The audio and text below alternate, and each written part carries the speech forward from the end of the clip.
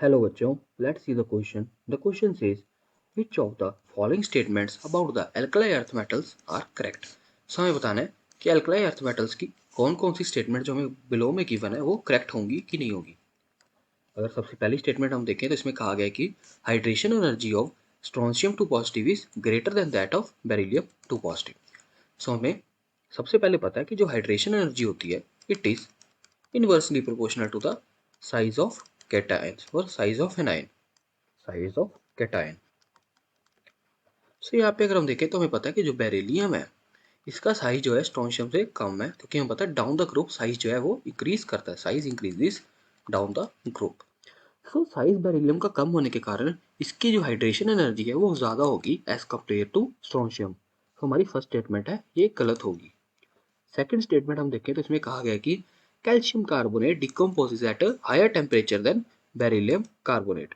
सो हमें पता है कि जो थर्मल स्टेबिलिटी अपने कार्बोनेट्स की it describes the splitting up of a compound by heating it.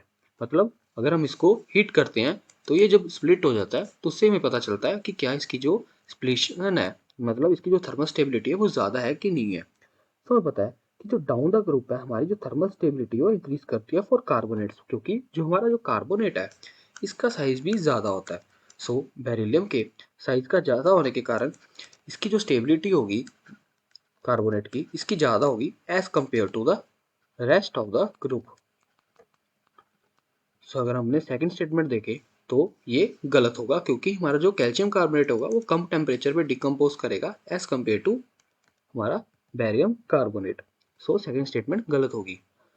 Third statement में कहा गया हमारे पास BaOH होस्ट twice is a stronger base than the magnesium hydroxide. हमें कहा कि बेरियम हाइड्रोक्साइड जो है वो ज़्यादा स्ट्रॉन्गर बेस है देन द मैग्नीशियम हाइड्रोक्साइड।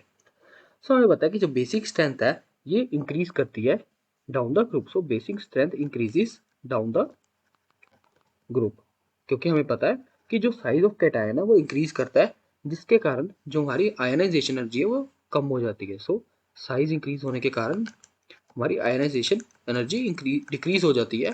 सो इसके कारण क्या होगा, जो हमारे आयन्स है वो इजिली टूट जाएंगे। सो इजिली टूटने के कारण जो हमारा कंपाउंड है वो इजिली बेसिक कैरेक्टर शो कर पाएगा। सो थर्ड स्टेटमेंट हमारी ट्रू होगी। फोर्थ स्टेटमेंट हम देखें तो इसमें कहा गया कि strontium sulphate is less soluble in water than calcium sulphate. So अभी हमने सॉल्युबिलिटी का कैरेक्टर देखा था कि इसके लिए हमें हाइड्रेशन एनर्जी की जरूरत पड़ती है एंड कैल्शियम का हमारे पास जो साइज है वो कम होता है एज कम्पेयर टू स्ट्रोंशियम। सो यहाँ पे हम देख सकते हैं कि साइज कम होने के कारण इसकी जो हाइड्रेशन एनर्जी होगी कैल्शियम की ये ज़्यादा होगी as compare to strontium. So इसकी सॉल्युबिलिटी जो है स्ट्रोंशियम की वो कम होगी in water as compare to calcium sulphate. So fourth statement भी हमारी ट्रू होगी। सो अगर अपने अपने ऑप्शन देखें तो हमारा जो ई ऑप्शन होगा ये बिल्कुल करेक्ट होगा। So I hope you understood it well. Best of luck.